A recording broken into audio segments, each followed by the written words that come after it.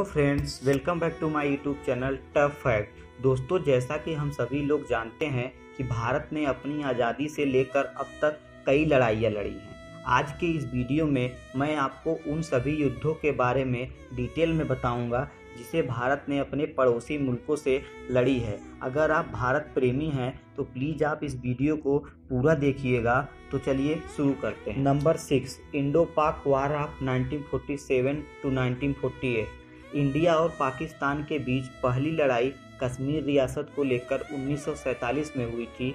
लगभग एक साल तक चला यह युद्ध अनिर्णायक था। हालांकि अधिकांश तटस्थ आकलन इस बात से सहमत हैं कि भारत इस युद्ध का विजेता था, क्योंकि इंडिया कश्मीर के लगभग 2/3 हिस्से का सफलतापूर्वक बचाव करने में सक्षम था।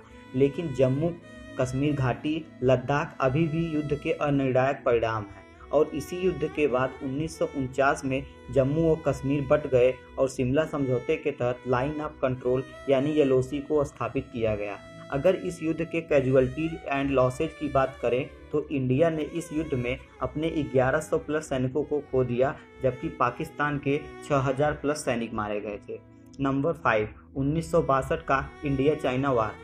1962 के इस युद्ध का मुख्य मुद्दा एक विवादित हिमालय सीमा था और 1959 में तिब्बती विद्रोह में जब भारत ने दलाई लामा को युद्ध को समाप्त करने के लिए शरण दी थी तो चीन भारत से बहुत खफा हो गया, जो कि 1962 के इस युद्ध में आग में घी की तरह काम किया।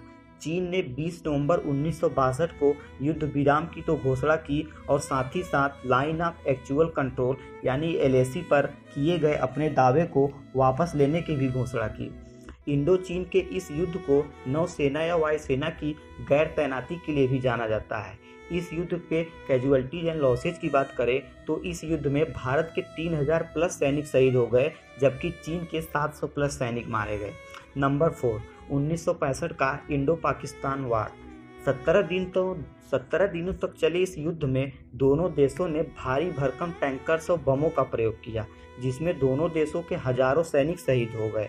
और फिर यूनाइटेड नेशन यानी कि संयुक्त राष्ट्र ने दोनों देशों के सीमा को निर्धारित किया, लेकिन दोनों देशों ने संयुक्त राष्ट्र पर यह दावा किया कि संघर्ष विराम को अस्थायी नहीं माना गया है। इस युद्ध के रिजल्ट की बात करें तो इस युद्ध में भारत के 3000 प्लस सैनिक शहीद हो गए, 150 प्लस टैंक बर्बाद हो गए और 60 प्लस एयरक्राफ्ट लॉस्ट हो गए, जबकि पाकिस्तान के 3800 प्लस सैनिक मारे गए, 250 प्लस टैंक और 20 प्लस एयरक्राफ्ट बर्बाद हो गए।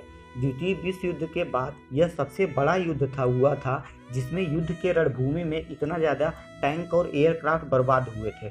नंबर 3, 1967 का भारत चीन सैन्य संघर्ष। यूँ तो यह एक युद्ध नहीं था, लेकिन भारत और चीन के सीमा पर एक संघर्ष स्थल नाथुला और चोल इस युद्ध का मेन रीजन था। इस युद्ध में भारत विजयी रहा और चीन की सेना को सिक्किम से बाहर धकेल दिया। अगर इस युद्ध में मारे गए सैनिकों की संख्या एंड लॉसेज की बात करें तो इस युद्ध में भारत के 88 सैनिक ही मारे गए थे, जबकि चीन के 300 सैनिकों को जाते जाते ढेर कर गए थे।